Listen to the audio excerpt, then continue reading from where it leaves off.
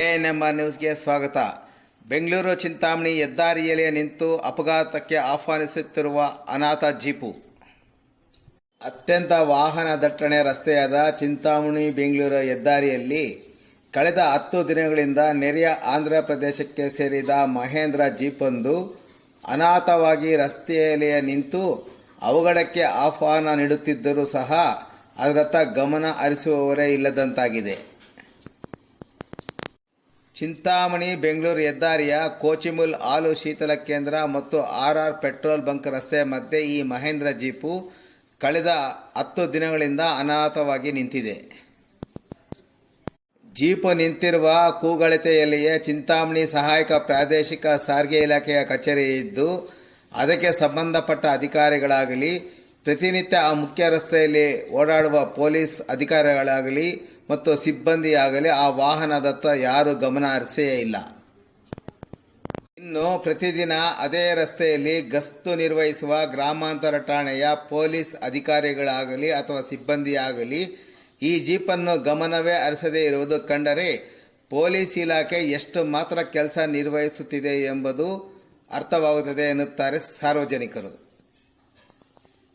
ಇನ್ನು ಅದೇ ರಸ್ತೆಯಲ್ಲಿ ಪ್ರತಿದಿನ ಓಡಾಡುವ ಸಾರ್ವಜನಿಕರು ಮತ್ತು ಪೆಟ್ರೋಲ್ ಬಂಕ್ನಲ್ಲಿ ಕೆಲಸ ನಿರ್ವಹಿಸುವ ಸಿಬ್ಬಂದಿ ಕಳೆದ 10 ದಿನಗಳಿಂದ ಹೆದ್ದಾರಿಯಲ್ಲಿ ನಿಂತು ಅವಘಡಕ್ಕೆ ಆಹ್ವಾನಿಸುತ್ತಿರುವ ಮಹೇಂದ್ರ ಜೀಪಿನ ಬಗ್ಗೆ ಗ್ರಾಮಾಂತರ ಠಾಣೆ ಪೊಲೀಸರಿಗೆ ಕರೆ ಮಾಡಿ ತಿಳಿಸಿದರೂ ಸಹ ಆ ಜೀಪನ್ನು ತಪಾಸಣೆ ಮಾಡುವುದಾಗಲಿ, ಕನಿಷ್ಠ ಪೊಲೀಸ್ ಅಧಿಕಾರಿಗಳು ಸ್ಥಳಕ್ಕೆ ಬಂದು ಪರಿಶೀಲನೆ ನಡೆಸುವುದಾಗಲಿ ಮಾಡಿಲ್ಲ ಎಂಬುದು ಆರೋಪ.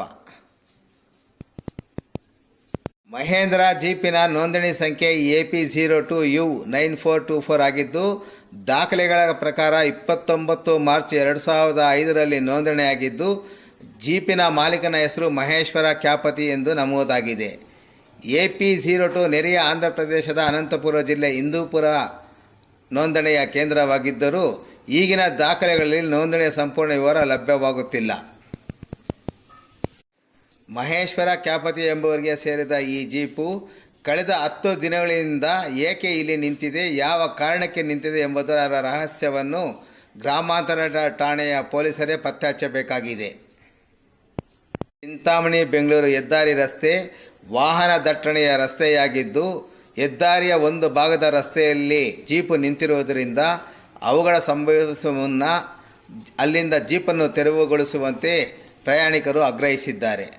ಎಎನ್ಎಂ ನ್ಯೂಸ್ಗಾಗಿ ಇಮ್ರಾನ್ ಪಾಷಾ ಮತ್ತು CA ರಮೇಶ್, ಚಿಂತಾಮಣಿ.